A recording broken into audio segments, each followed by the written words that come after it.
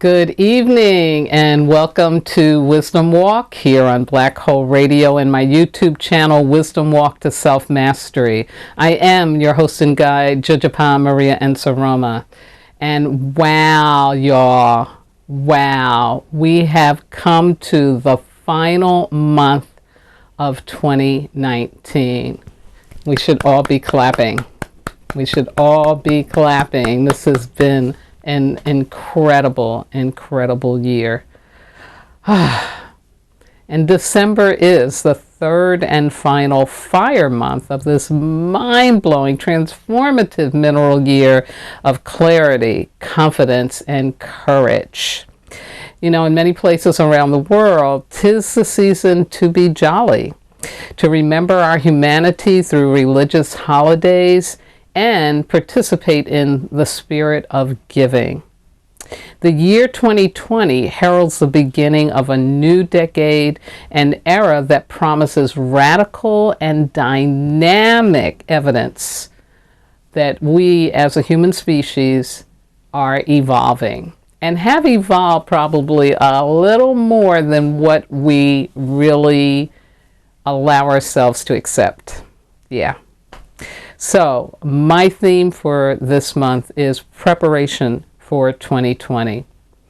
I want to close out 2019 reverently. Yes. So I'm inviting you to join me on a spiritual and emotional journey through 5 personal challenges using the Dagara Medicine Wheel. So we'll be going through fire, water, earth, mineral, and nature elements to take on some good healing that's going to help us really be ready for all of this new and powerful shifting that 2020 promises. So tonight, I am going to spill on the challenge of forgive yourself and others. But first, for those of you who may be listening or watching the first time, let me give you a brief overview of my program of Wisdom Walk. It is a personal development resource for your mind, body, and soul. My ministry is any pain that is not transformed will be transferred. So the initial goal of my shows is to support you in learning how to recognize and release any and all pain that may be blocking you from your happy endings in life, also what's called fulfillment in life. I broadcast live every Sunday night at 5 p.m. Pacific, 8 p.m. Eastern Time, unless, like the 2 weeks previously, I was out of town doing some consultant work, or, of course, if something unexpected occurs.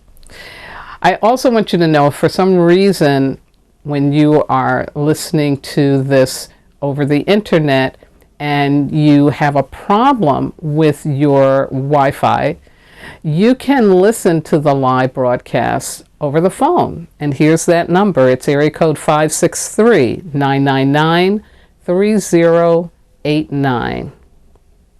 Now, I will upload a video of the broadcast on Tuesdays to my YouTube channel, Wisdom Walk to Self-Mastery.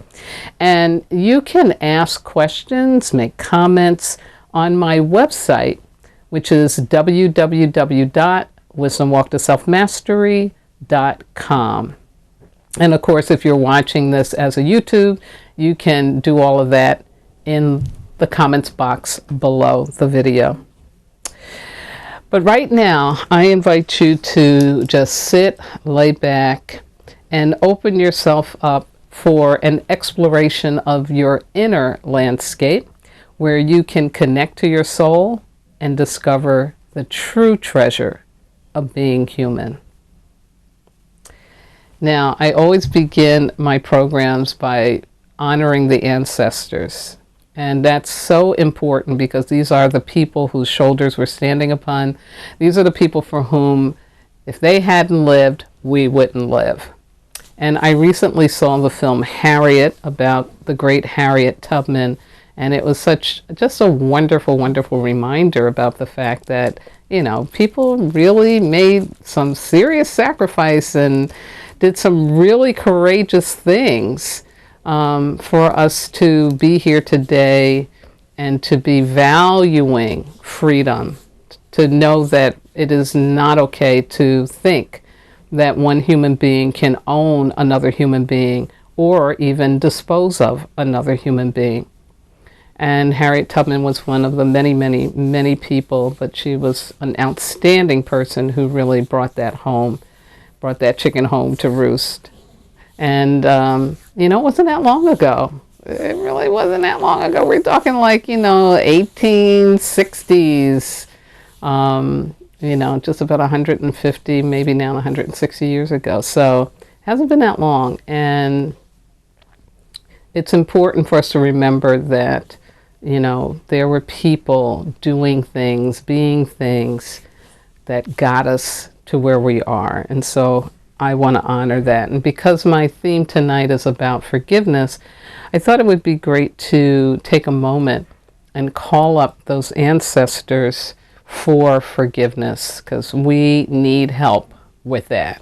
Yeah, it's a really, really, probably one of the most challenging things to consciously take on and do. So take a deep breath in and breathe out. And now open your mind up to connect with your ancestors, those people who were on this earth plane but no longer are, those people who are able to be a guide to you if you so choose, if you open yourself to that. I know I wouldn't be here without them. In the position that I'm in, I know that. So join me as I invoke the ancestors and ask for their help around the practice of forgiveness. Creator, Mother, Father, God, Source, all the one, all that is, we thank you. We thank you. We thank you for your blessing and your mercy in our lives, and for yet another opportunity to open up our mind, our hearts, and our spirits to being served by the ancestors. Creator, thank you so much for making these wonderful, wonderful, loving beings be of service to us who are still here on this earth plane, still growing, evolving, still learning. And we need all the help we can get to become the best version of ourselves, to really step into our purpose in a very heartful and heart-meaning way. And so we know we can't do it alone. Our intellect isn't big enough. Our egos are too much of a barrier. And so we need the help of the ancestors. And so, Creator, with your support, I call on those ancestors, saying, ancestors, ancestors, ancestors, we call upon you, you who can see in all directions at once, you for whom problems here are not problems there. And we invite you to come close to us as we open ourselves up to the practice of forgiveness. This is a very hard thing to do, and sometimes we can't even imagine that we have the ability to do it. But we need your help to get us to understand how important it is to do it, and to know that we can receive the grace of forgiveness just by being willing and open to having it show up. So come close to us, be with us, guide our every step on this path to forgiveness. And Creator, once again, I thank you, I thank you, I thank you for the ancestors.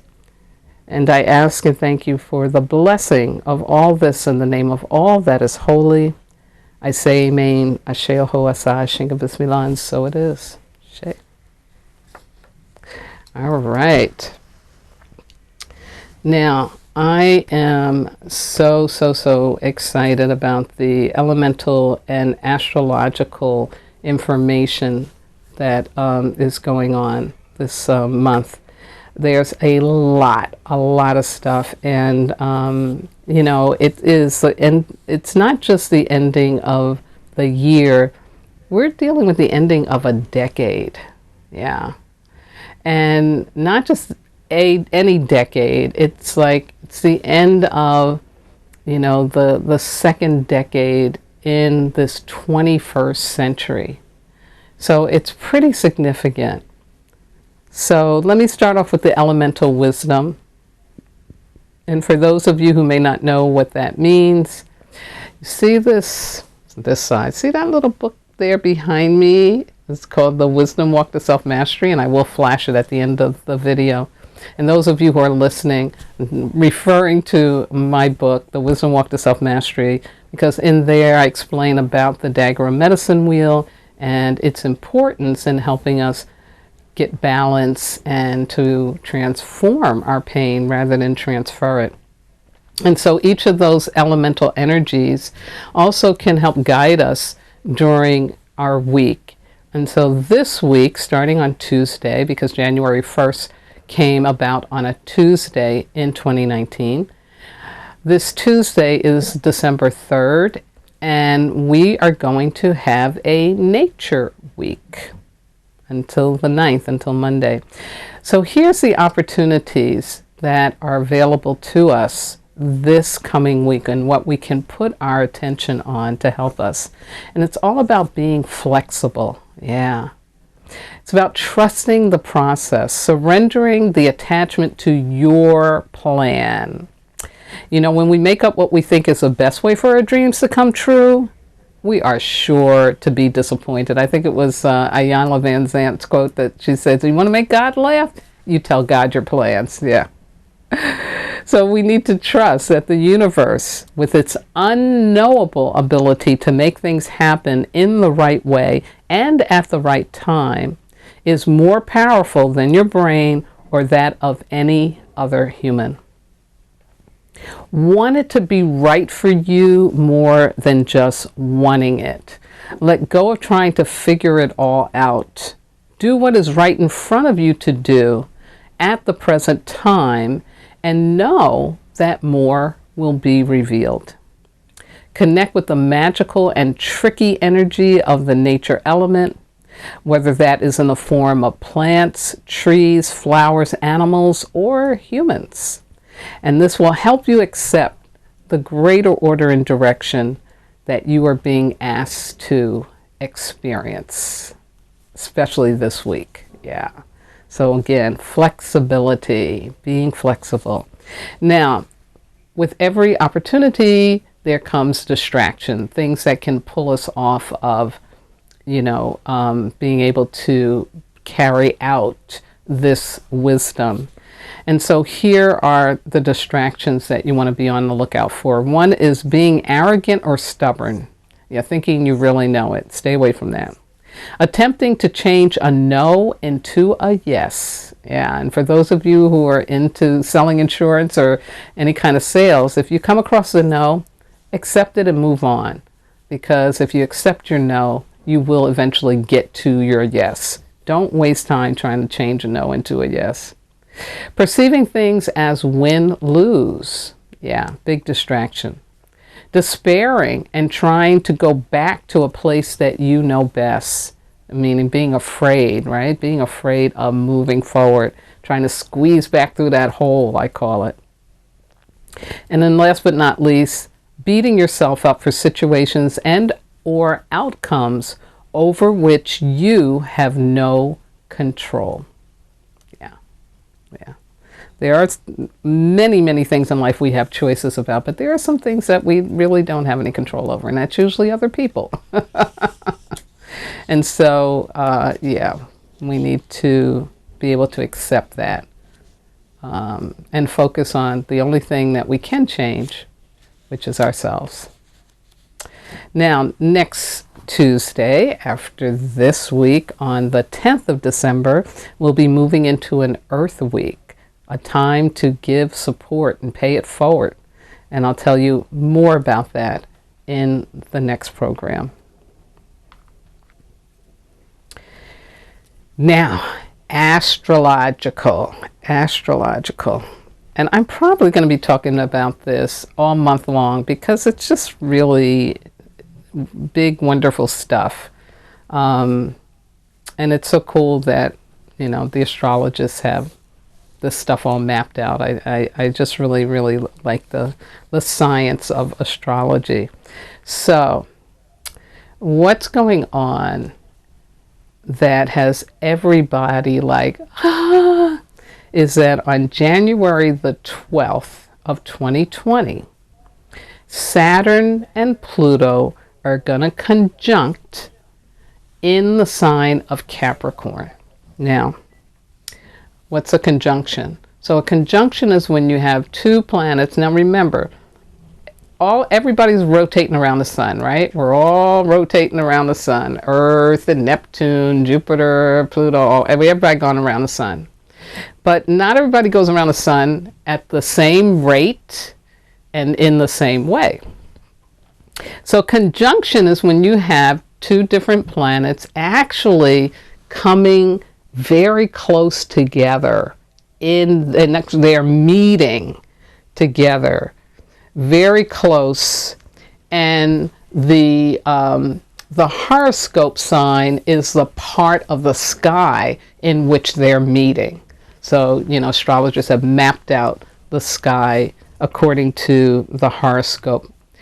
And so, check this out. It takes Saturn 29 of our years to complete its orbit around the sun.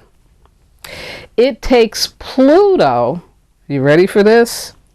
248 years to complete its transit around the sun. Yeah. So for the two of them to actually come together to conjoin, that doesn't happen often. I think it's about once every 33 to 38 years that kind of happens. So in the past, when the Saturn-Pluto conjunction has occurred, there has been some great shift for humanity. Like one has to do with the beginning of World War I, and the time period for World War I was during one of those conjunctions. So, as you can understand, the astrologers are like, wow, what is coming? What's going to be happening? Because that World War shook up humanity in a way it hadn't been before. They called it the war to end all wars. And so this isn't necessarily forecasting a war, but it definitely is saying something is going to happen that's going to shake humanity up, wake us up more, help us learn something we need to learn. So in December, what's going on is that those two planets are starting to come really close, right? So we're going to be starting to feel the energy of that.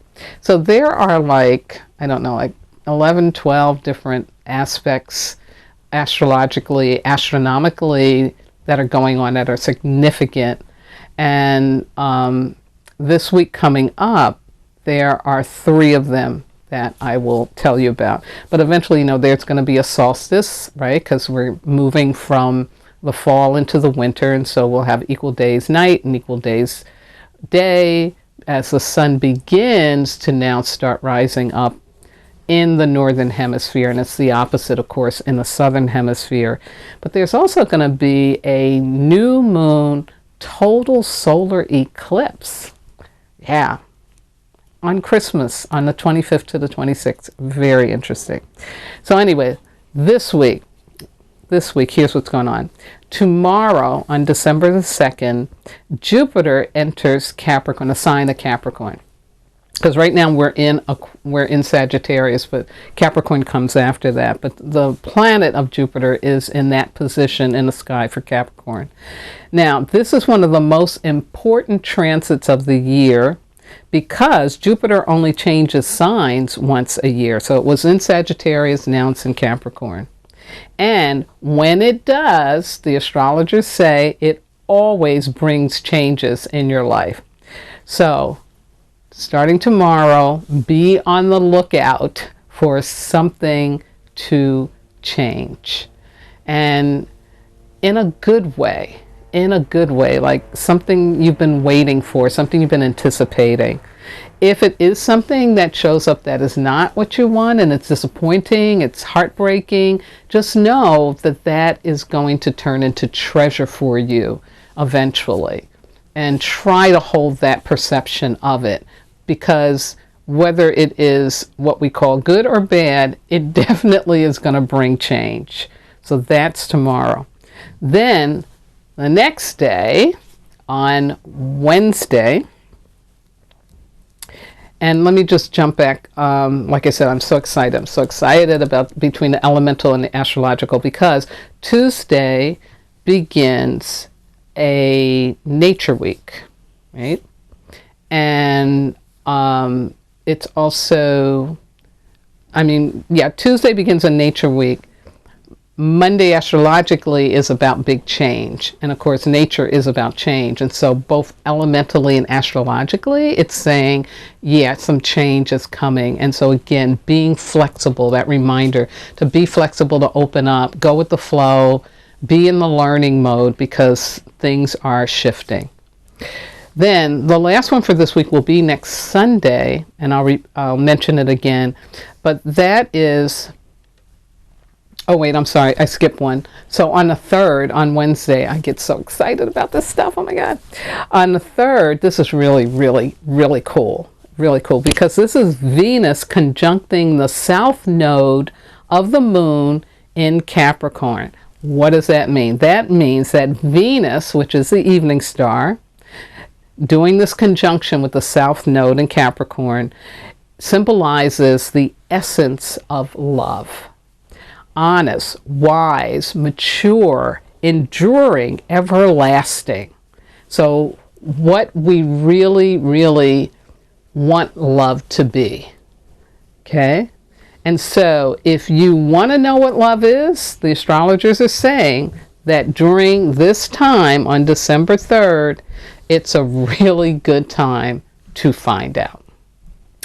So some of that shifting, that big change that is coming for some of us, it can be in the area of love and pure love showing up. Yeah, very, very interesting. Now, the last one again is this next Sunday coming up. And this is the Sun being square to Neptune at Pisces. What does that mean? Well, this astrologer says the Sun is our identity and Neptune is the planet of transcendence. Sounds like growing to me. And she says to grow, to evolve, we have to continuously reinvent ourselves. The Sun square Neptune is one of those transits that will help us see beyond the limitations of our ego. Yes. And beyond the limitations of what we've been told is possible. In reality, you can be whoever you want to be, even if in the process you'll have to lose your current self. Yeah. So again, back to like this change, this transcendence, this, something new showing up, becoming something new, becoming something more, all of this energy really, really being about that for this week. So we're starting off the month of December in this place of change. Change is coming, new is coming, and asking us to be open to that. Very, very, very exciting. Now, for some of us, if we are attached and holding on to something, it will be a little painful because none of us likes to let go, None of us likes to have to let go. But hopefully, again, you can hold to the perspective that I'm being asked to let go because there's something more coming for me. There's something new coming for me. And that can make it a lot easier. Wow. So there you have it for the astrological report. And that information I was sharing with you comes from astrologer named Astro Butterfly. You can definitely find her online. And just as a reminder about October being the second Earth month, so the 22nd of every month is Earth Day, and so the 22nd of December I'm claiming as Earth Day, and we'll remind you about doing something to support and love on the Earth at that time. Great. Okay. Here we are at about the halfway mark, and so I want to move into tonight's program. I'm going to begin talking more about the year 2020 from a societal, ecological, economical perspective, and why we need to prepare, and especially why we need to prepare at a spiritual, emotional level. Then I'll dive into forgiveness, do some spill about forgiveness as releasing pain, why that's important. I'll then give you a contemplative question section, what I call my contemplative spill. And then I will encourage you to do a fire ritual and give you information for that. So my opening quote and my opening quotes all month long are going to be from my book, The Wisdom Walk to Self-Mastery. Wrong side, right over there. And this one is about forgiveness. And I say forgiveness as a divine energy, once received, infuses every cell of your body, every quantum wave of your emotional psyche with pure, unconditional love. To receive the grace of forgiveness, you only need to be willing. Yeah. So, the importance of 2020. I pulled this also from an astrologer named Gray Crawford. And this is from astrology.com. An article he did about predictions for 2020. And I really like this because I think he kind of summarizes what the challenge or what the expectation is about this new decade, this new era that we're about to enter into. And he says 2020 is the beginning not only of a new decade, but a new astrological era. As with any birthing process, the year will involve enduring labor pains in order to introduce a new life. The year 2020 is a threshold to cross, a pause between the way it has been and the way it will be, necessitating a confrontation with all the difficult challenges in need of a remedy within civilization. There's nothing easy about the transits of 2020, yet they also contain a potent force, he says, within the dissolution and volatility they will incite. So again, things falling apart, things breaking up. By actively asserting the role you wish to play in molding the world to come, the test you will face in 2020 will help you cultivate new levels of inner strength as well as new skills to share with others.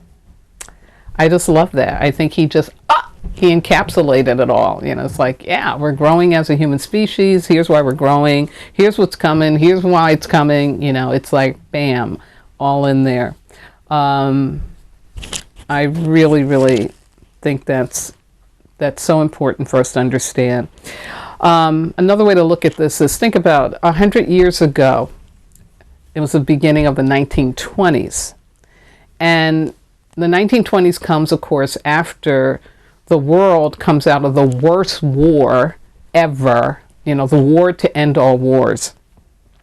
And so the 1920s gets called the Jazz Age because the theme was, let's go party and play. We've had so much death and so much dying and so many horrific things. Like, let's just go play now. We're just going to go play. And unfortunately, the playing only lasted about 9 years because, bam, the Depression hit. And through the Depression, it leads to another world war. So now, here we are at 2020, and here's what's different. We have accepted the end of a fear-centered, ecology-destroying industrial age and its related institutionalized beliefs that upheld human injustice. So the theme, I believe, that modern humans are about for this 2020 decade is, let's go to work to create a better world. You know, the partying we'll do later, right? We need to go to work. We need to get a better world because there's so much going on. Even though we're not in a world war, we're definitely in a war between the old and the new. And so the focus is about let's make a better world. And we're also living in a time where there is now a global consciousness that didn't exist 100 years ago. You know, 100 years ago, like, Americans didn't go to Europe. The way they really discovered Europe is through the world wars, you know, because people had come, they were immigrants and they were here, and, you know, it's through the World War that people get over to Europe. You know, it's the first time black people get over to Paris, you know, and have a good time. So again, 100 years ago, it was kind of discovering other parts of the world, you know, to say, okay, there's more than America, or Europe was saying, oh yeah, maybe those Americans got a little something for us. But it just now it's open, right? It's open. Like, we're aware of indigenous cultures and that they matter as well too. So what this all means is that big change is here and more is coming in terms of who we are as a human species, who we are on this planet together, and what is it we want to do.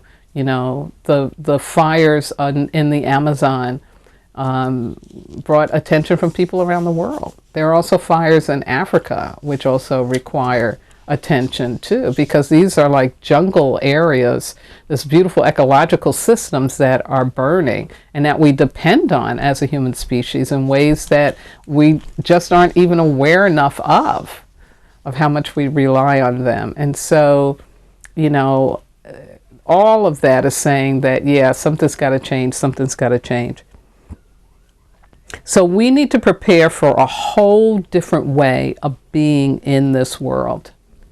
We need to prepare for choosing love over fear. We need to master that. Master that. Excuse me for 1 second. Get some water. So to do that, to do this mastering of love over fear, we have to be connected to our soul on a daily basis. And if you just take those thoughts alone, you could think about, well, what has to shift then in all of the current institutions, whether it's family, whether it's religion, whether it's our work environments, whether it's our social environments, whether it's our physical communities, how they're organized, how they're set up. Yeah. There's a lot that needs to be done, a lot that needs to be done. So choosing love over fear means that you have to take on learning what love is. Yeah. And love beyond a romantic feeling. But what does it really mean to love yourself and to be able to share that love with other people? What does that really mean? And not doing good because people are going to say, oh, you're so good, you're so wonderful, but doing good because you love yourself. And it feels good to do good. And sometimes you do good and the person can't appreciate it or they don't understand it, but you don't get angry, you get upset, because ultimately you did it because it was good to do. It was the right thing to do for you because you love yourself. Yeah. So getting to that, we have to clean out, if you will, the blocks and the barriers to loving ourselves. And so I'm starting off with one of the biggest blocks and barriers to loving ourselves, and that has to do with forgiveness. And not doing forgiveness, holding on to anger, resentment, judgment, shame, blame, guilt, all of that. holding on to that emotional pain about something that was done to us or something we may have done to someone or in a particular situation. The way to let that go is through the practice of forgiveness. You know, again, normally when we think about forgiveness, we think like, okay, I'm going to say I'm sorry, or somebody's going to tell me they're sorry. And then it's almost like the bad thing that happened, like never happened, like it doesn't matter. And that's not true. That's not what forgiveness is really about. It's not about letting anybody off the hook. It's not about saying what was wrong is now right. No, no, no, no, no, no, no, no. What it's doing is saying we don't have to stay in pain about it. We can move out of the pain of that experience, of that situation, and back to the love of ourselves. Yeah. So that, again, we can be able to be loving to other people. We can be able to choose the love over the fear when we're put in a situation where we're required to do that. You know, when we don't practice forgiveness, we are so shutting down to our experience of having our happy endings in life, being fulfilled in life, drawing to us the people who can support us in that happiness. Because when you haven't done your forgiveness work, you're a very sour person. Yeah, there's a sourness that goes on, that comes out, and you may not even be conscious of it. There's a new movie out called It's a Beautiful Day in the Neighborhood, which is a Mr. Rogers story, a real life story, and it has to do with a man who was assigned to do an article on him. And this man has a lot of, hesitation, and also he's kind of like, yeah, is this guy real or what? Is he just putting on this goody two-shoes thing and all this love and stuff? What's going on here, So he's kind of, in judgment of Mr. Rogers. And in the story, we learn how Mr. Rogers is able to be of service to this person and get them to forgiveness. And there's this really great scene where Mr. Rogers is talking to this man, and the man's got some daddy drama. There'd be some mommy drama, daddy drama, right? To have a person be so sour. And Mr. Rogers' response to this person as they're, making a comment about their father, making a judgment statement or blame statement. And Mr. Rogers says, basically, if it wasn't for that experience, you wouldn't be who you are today. And I think he says something like, think about all the people who have helped you become who you are today, and how they've helped you become who you are today. Something like that. And, what's so beautiful about that is that that's the basis for forgiveness, is to honor that whatever happened to you, or whatever you may have done that was not a nice thing, okay, that there is treasure in that. And if you don't move into forgiveness, if you don't move into transforming that pain, then you can't get to that treasure. Yeah. Because when we've done something where we've hurt somebody else, and it can be, very much in the extreme, like, again, the example of the police officer in Texas, a female police officer who went into the man's apartment and she kills him and is forgiven by the man's brother. But she's got to do her forgiveness work and do some kind of repentance, right? She's got to do some kind of repentance. That's going to be the antidote for her. She does her forgiveness work. You know, if she doesn't do her forgiveness work, she'll be in bad shape. She will not be in good shape. And the young man, who was doing his forgiveness work with her, he was really letting go of carrying that pain. He was saying, no, I'm not going to take on your pain. Because when somebody does something harmful, hurtful, not nice to another person, that's transferring pain. That's a transference of pain. Yeah. And so you can transform that pain through the practice of forgiveness.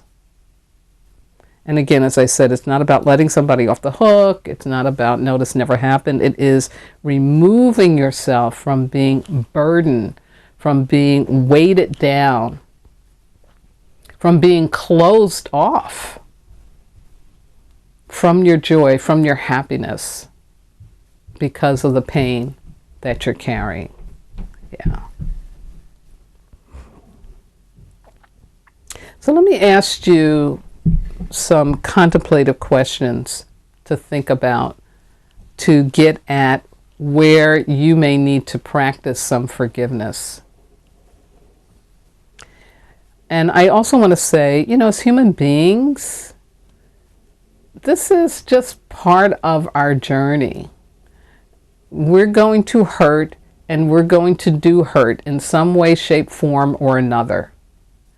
And so forgiveness becomes sort of, like our daemon, the thing that has to stay close to us, like we need to always have forgiveness in our midst because it's just part of our human journey.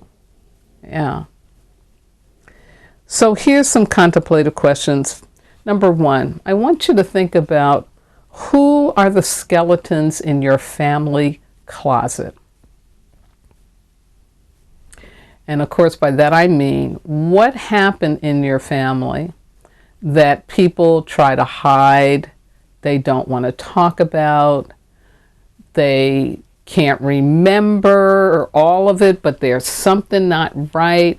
It could be a family member whose name comes up and it's like, oh Lord, don't mention that name. Like there's something going on. Yeah. And it's interesting, every family has it. Yeah. Because of the core wounds and the family wounds. So think about that. Who are the skeletons in the family closet?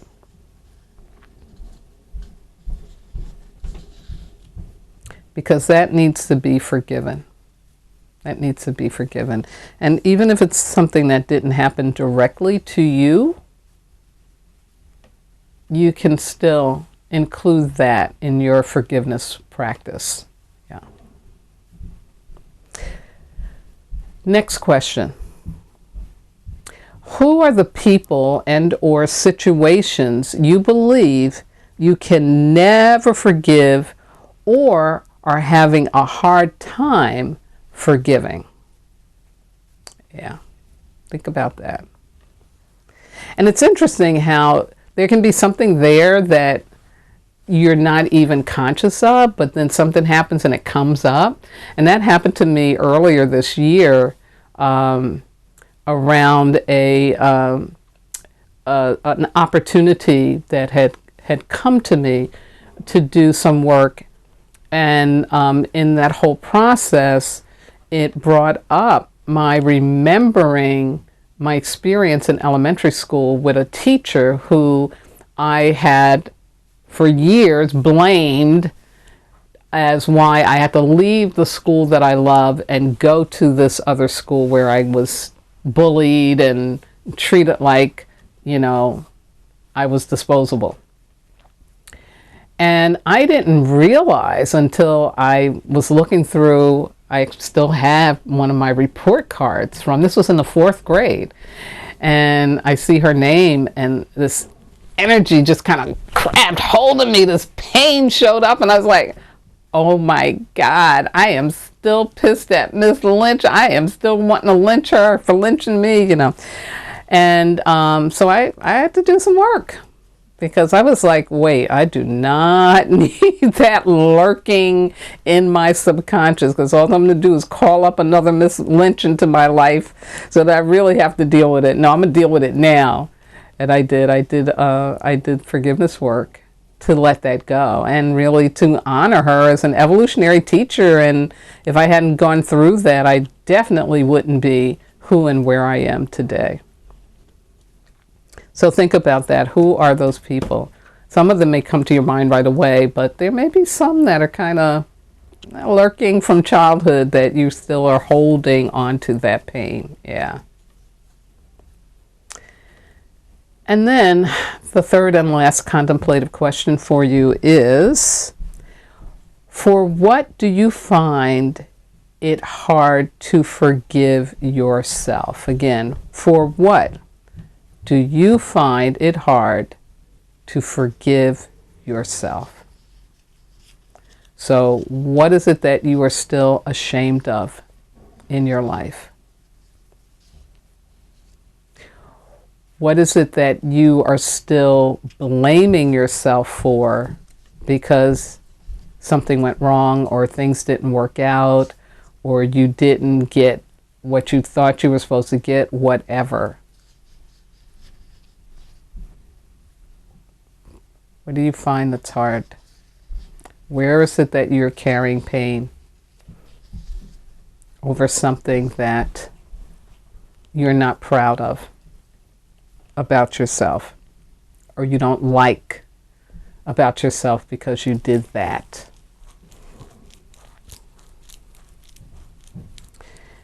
And so take your time with those questions. Again, skeletons in the family closet, people or situations you think you could never forgive or having a hard time forgiving. And then where is it that you need to forgive yourself for something that you did or said or experienced? Yeah.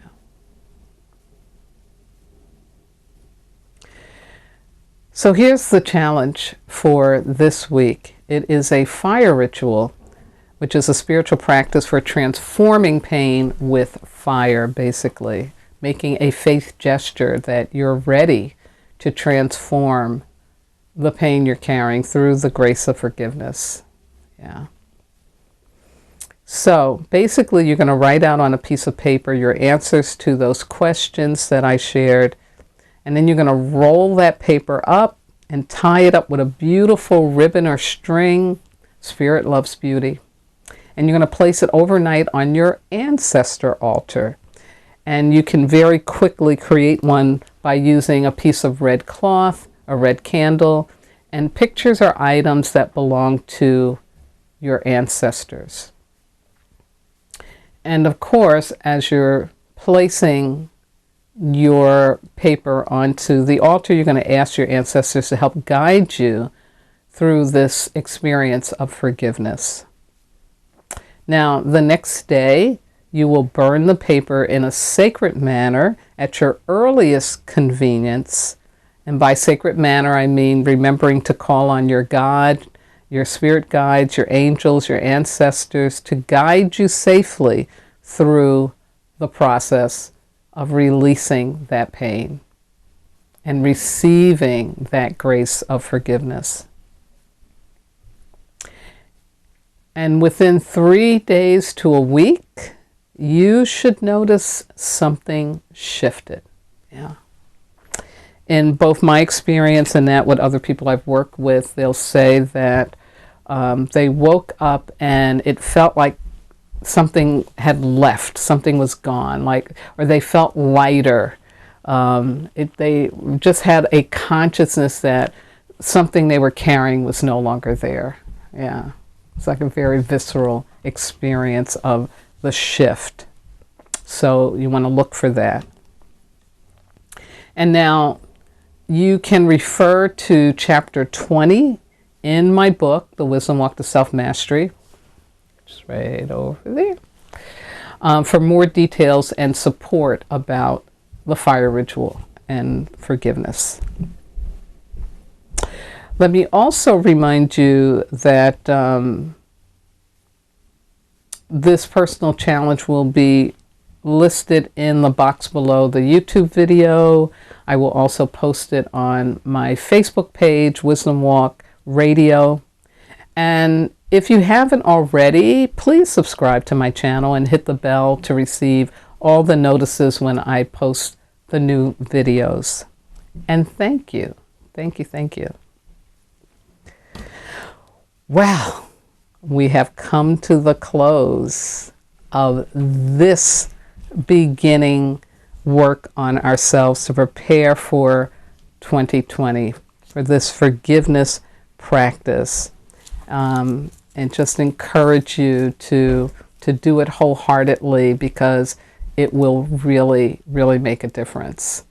The cleaner we can enter into this new decade, meaning not carrying old pain and feelings and beliefs from the past, because none of that will serve us. None of it will serve us for what is coming. Yeah.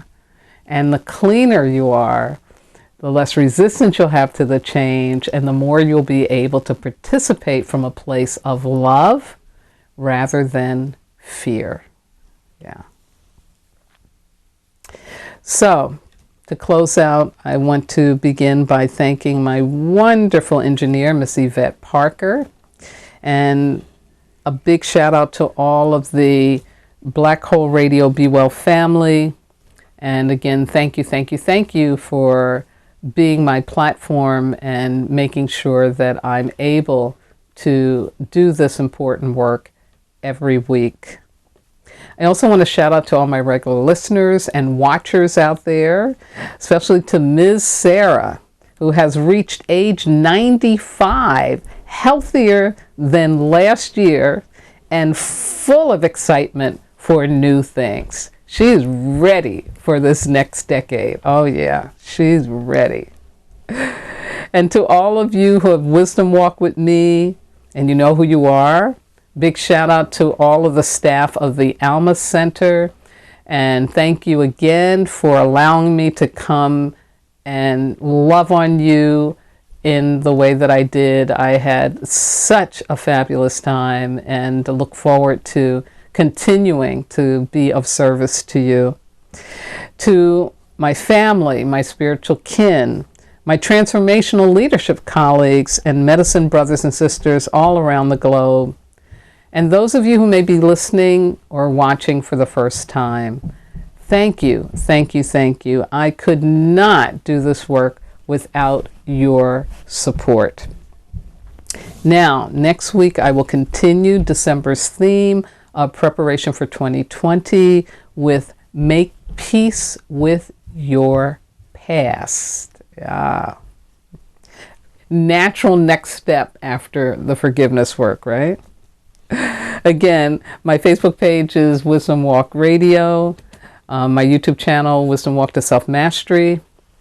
And last but not least, I want to thank my God, my ancestors, my spirit guides and loving entities, everything that walks with me, keeps my head to the sky, my feet to the ground, and my heart open to do this important work with and for all of you. Have a wonderful, flexible nature week coming up. Open up your heart to that Venus energy that's coming through and all these other wonderful aspects astrologically, astronomically. And most important, please remember, you are not disposable. You are divine. Good night now.